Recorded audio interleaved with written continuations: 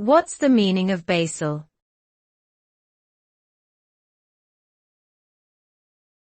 Basal.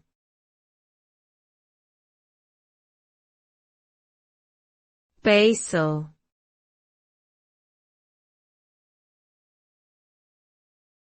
Basal.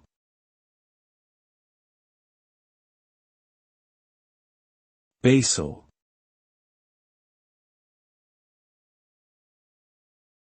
The term basal is used to describe the lowest or fundamental level of something, such as a cell, organism, or taxonomic group. It represents the foundation upon which more complex structures are built. The word can also refer to a base or essential element that serves as the starting point for a process or analysis.